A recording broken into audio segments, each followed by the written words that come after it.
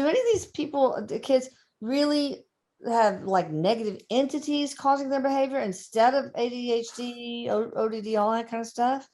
Or is it sometimes negative entities attached because they really enjoy the misery that these kids sometimes give their parents, or what? Erik says it's more the latter, where they can invite energies that don't belong to them because they're feeling so low about themselves. But Erik says there are very successful people, though, who have ADHD and know how to manage it. They know what to do. And as he's saying that, And they use it for their benefit, really. Yes. And I heard that a long time ago that the CEO of Southwest Airlines had ADHD and didn't take medicine because it got in the way of his creativity, and he's a lot of people who are bipolar, the same thing. They don't want their I knew another person who's bipolar. He was a district attorney in Harris County, and he didn't take his medicine. But what he did do is he ate very clean and took supplements, and he was aware of triggers. What is the number one What's the number one supplement that is it vitamin? I mean, what do you call it? Omega-3s. I mean, what is the number one? I mean, I'm sure there's several. A helpful supplement, natural supplement for these kids. Erik says zinc. Oh, omega-3 is important, but you said single one. Okay, so those two. But he says the zinc, the omega-3, he's telling me vitamin D and he has some numbers after it. So you'd have to look that up. I can't really get real clear because I feel like there's something else with it, and like something with the vitamin D. But he said those are real important. All right. Let's see. What about by what means and to what degree are maladies or these things caused by pollutants in our environment, including aerosols, injections? We talk about vaccines, so we don't have to talk about that. We talk about heavy metals. Okay. So what other pollutants how do they factor in? Well, it says they all contribute to that because their energies are so sensitive. And he says it factors in for all of us. As a matter of fact, he says, the pollutants, the toxins in the air, our food, like you say, the chemicals, the medicines that they give us and stuff. So that's why he was talking about like detoxing with heavy metals and stuff. And as he's talking, as he's bringing this one up, I have to laugh how they go around spraying for mosquitoes. I know. I used to run out after the mosquito fogger, me and my sisters, and there was malathion running. Oh, we're playing with fog. Our kids, our parents. My sister would do that with her friends. Go ahead, honey. Go ahead. Malathion's good for you. Anyway. But he said a lot of that, has a big factor. And he says, depending on where you live, the paints on your wall and all this stuff comes into play. The pesticides. Yeah. I mean, I don't see any little green frogs or little grass snakes anymore since they did all that, but that's another topic. So I was going to say something. What was it? Oh yeah. Another kind of pollution are, laptops, iPhones, iPads, all that stuff. And I think that we tend to use these on such kids because we want electronic babysitters. We don't want to mess with them. We don't want to be bothered by them. So what sort of effect does that kind of pollution, virtual pollution, electronic pollution, what does that have? Well, Erik was showing me earlier, because when we were talking about the bed, he was showing me like, this is why a lot of these kids, like they do those games, video games. He said, because there's so much going on. Yeah. Because you think, how can they sit still? Yeah. He says, because there's so much going on. And it's just, there's a lot, it's doing a lot to their brains, to the chemistry and everything. And he says, they really should throw all that out. but Yeah. but we think, oh, look, and they're doing well and they're going to be a Yeah, I know. gamer and they're going to, he says, it kind of dulls their intelligence after a while. Yeah. Yeah, absolutely. All right. So what about Tourette's? Does it fall into this category? This person asked, if so, I'd like to know what the purpose of having it is. It's exhausting and it controls your life. Erik had really a hard time with that. And I think we have test subjects now for tics. So I don't know how that's going. If you've gotten that free Atlantis scalar service, y'all let me know if it's worked for you. Erik said it's worked well on some people. Okay, good. Yeah. So tell me about Tourette's. Erik says it's like there's some sort of imbalance going on in the chemistry in our brain, our nervous system or something. Something isn't connecting. But Erik again is saying, heavy metals. He says there's a lot to do with that. Yeah. Okay. But Erik says,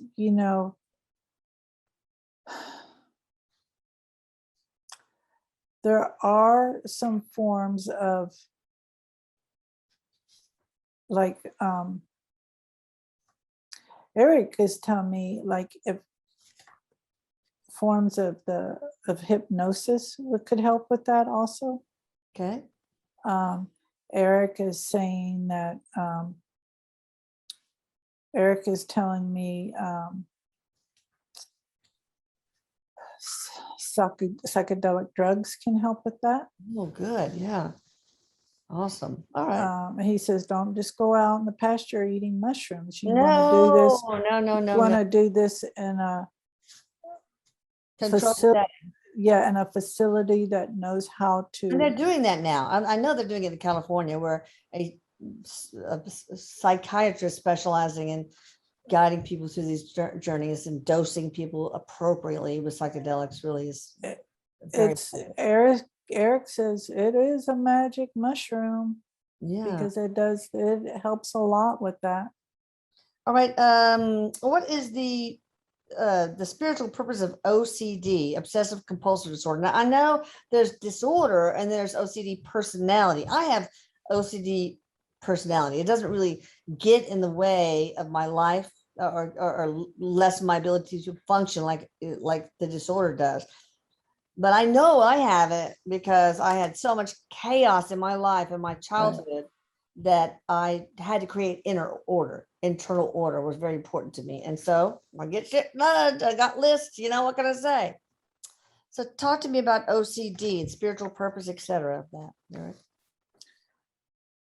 Erik said, well, and as you have learned, because Erik says, yours has calmed down, he said, over the years with your own healing. He's saying yours has calmed down. And some of the stuff he says you do is just out of habit. So you just do it. And it's like, well, now I'm going to just do it. Makes me feel better.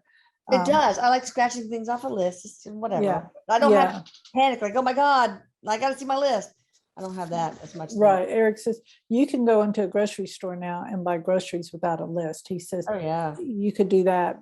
But he says a lot of it, a lot of that, you nailed it. He says about getting your order inward, like finding order, being able to control the little bit within. And he says, and a lot of it has to do with abuse of our past, whether it be verbal, physical, mental, or both. It could be whatever. He says that even could neglect. I mean, you have a lot of chaos. Neglect, that abuse. Neglect, ignored, raised by wolves type situation. Well, Erik says, you could be in a large family or a family that was just not available emotionally, and you found out when you put all your shoes in order, people noticed. Yeah. So you continue building and building and building on that. He says, that one, he says, healing work can help with that. Yeah. And the main thing though is when it's really out of hand, the OCD, he says, you do need to seek some professional help, because it's very crippling, very debilitating, and because it's not normal. Yeah. It really craters, he says, on your self-esteem and everything else. And he says, so there's nothing wrong with medicine helping you with that. Yeah. Sometimes it can be transformative. So is it ever like, is negative entities putting these intrusive thoughts into a person with obsessive compulsive disorder? Is that ever the case? And getting rid of negative entities with portal work? Would that, I mean, Well, he what is says, that? again, it's not the energies that are creating that, it's your vibration that's allowing that energies to come in. But then they can put little voices in your head, right? They can keep you stuck, he says, like Okay. pushed down. He says, getting work done and helping that, it's he says it will help, but you also have to do your part. It's kind of like getting liposuction. That's going to help certain parts, but if you keep eating a dozen donuts every day, 3 times a day, well, that liposuction is not going to do its job. I'm going to cross that off the list. Don't buy donuts tomorrow. I never do. Okay, so how can you tell the difference between getting downloads from spirit guides versus an ADD stream of consciousness that is sometimes very continuous for some people? Erik says there's a shift when you get a download. There's a shift in you. And Erik says it's almost like a calmness, and you kind of like, wow, did I get a download? And you feel it in your intuitiveness, your stomach, your gut, your God consciousness, whatever you want to call it. He says you kind of feel it there. Now, when you're just busy up here, it's all up here. Okay, that makes sense. Yeah. All right. You can use a pendulum too, and that's this. I mean, y'all need to use pendulums. They're awesome. All right. All right. Impulse control. How can we? And addiction, which is kind of an impulse control, obviously. What do we do about that for us? But people with ADHD, they have very often impulse control and substance abuse and addiction of various types. So, how can we help? Well, he says,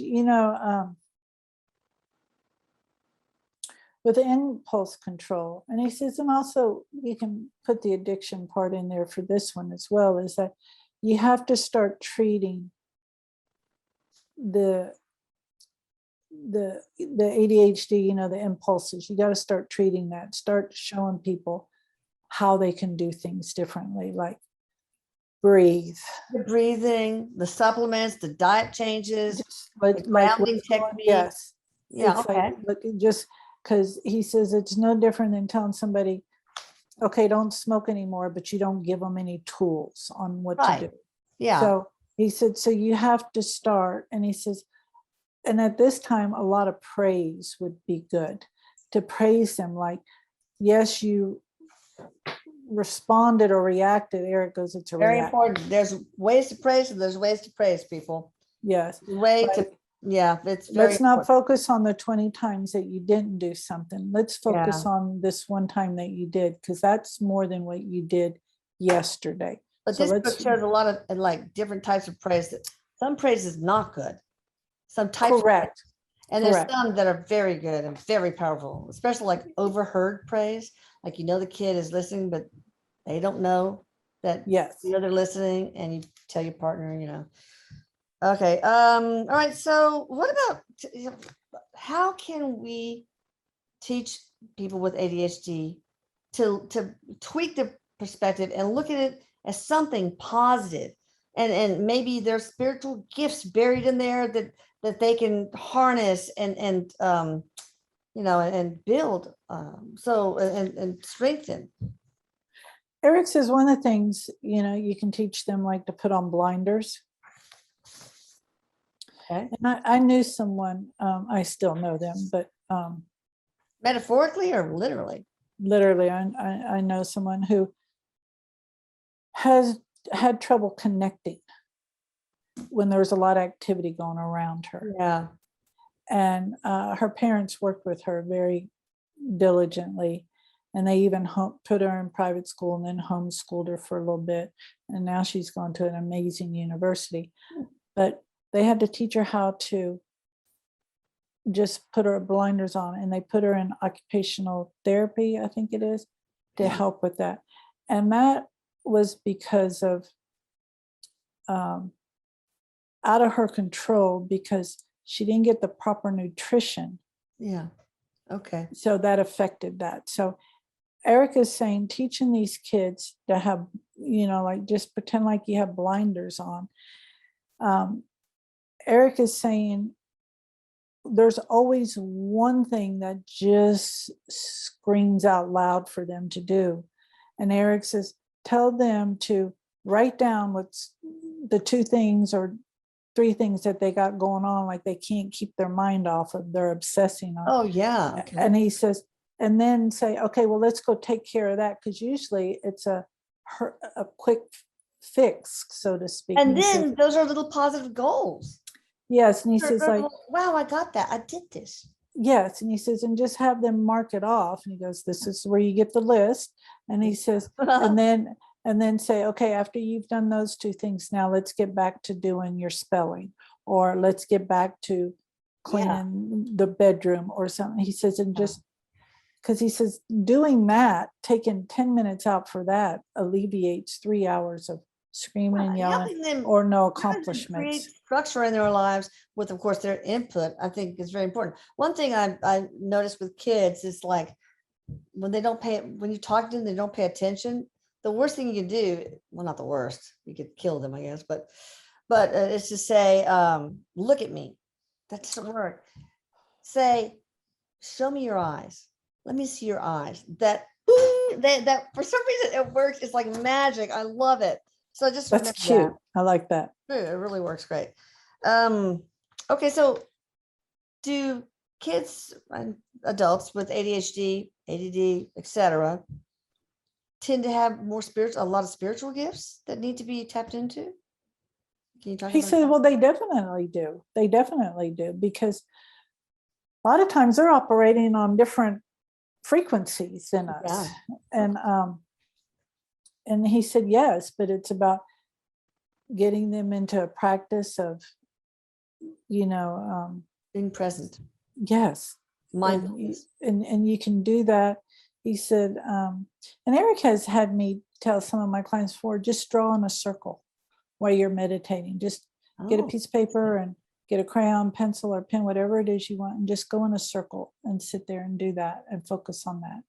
I think coloring is great. Get coloring books, man. It's fun. Oh, Erik says, because the vibration of the colors really do a lot for everybody. But he says you can buy those at the dollar store or something, just it's like, and Play-Doh, creating things with hands. Yes, very good too. Yes, kids with ADHD, I found. And Erik is telling me not all the time, but as a special treat with these younger, he says even adults like finger painting. Yeah. Because then you're getting to feel and smell and see. And he says that does a lot because it helps to ground you. I can imagine.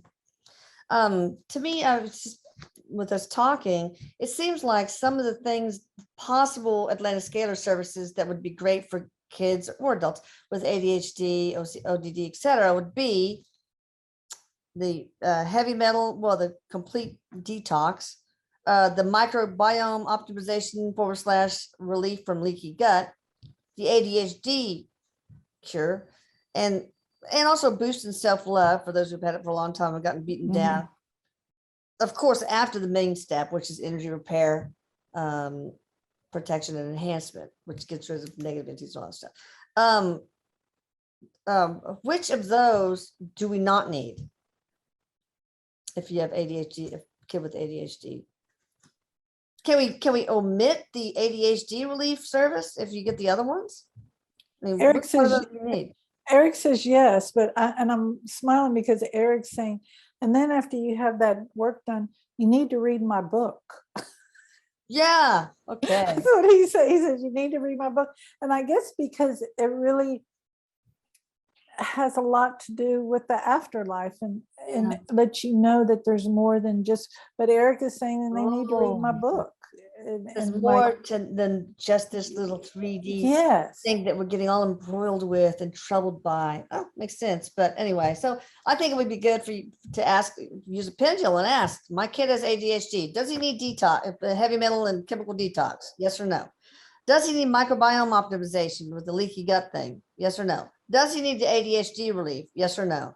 Does he need a boost in self-love thing? Yes or no? Those 4 things, and and try to keep it to a minimum, because a lot of times Erik will just throw in other things at the same time anyway. Well, and Erik is saying when the parents do this, they're learning how to also trust their inner guidance. That's good. Awesome. All right, I don't have anything else more except that this is gonna be such a hard week because Erik, your birthday is tomorrow, Oh, and then your death day and your burial day. big hugs to you. I just, Erik says,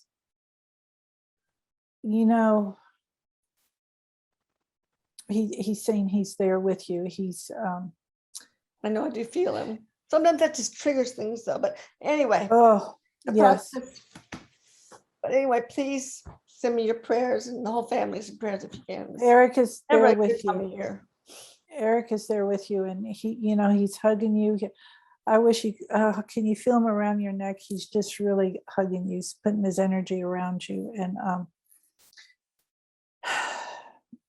my heart just goes to you, Elisa. It really does. And I mean, they say that you can decide if you're really over grief if you think about the person. Does it bring pain or fond memories? It still brings pain. And I think it's because he was my twin flame. And well, Erik says, that might go true for some things, but I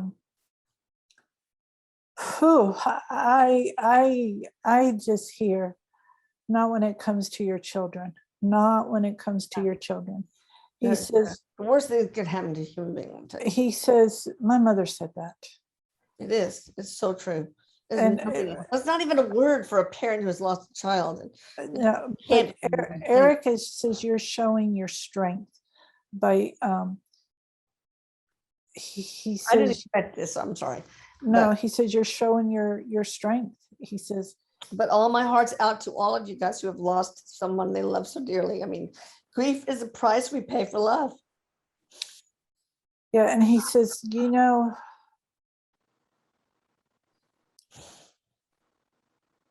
he says, Mom, you and I have healed and helped thousands upon thousands, but that doesn't mean you still don't have some pain. I know. I will go to my grave with pain. That's okay. It's fine. I'm ready. Anyway, y'all, if you need Denise, she's a wonderful healer, a wonderful medium. Please connect with her. I sent you a couple of people today. DeniseRamon.com. I love you, Lisa. Erik. I love you, Lisa. Erik says he loves you, and you just do what you need to do. All right, thank you. All right, you take care.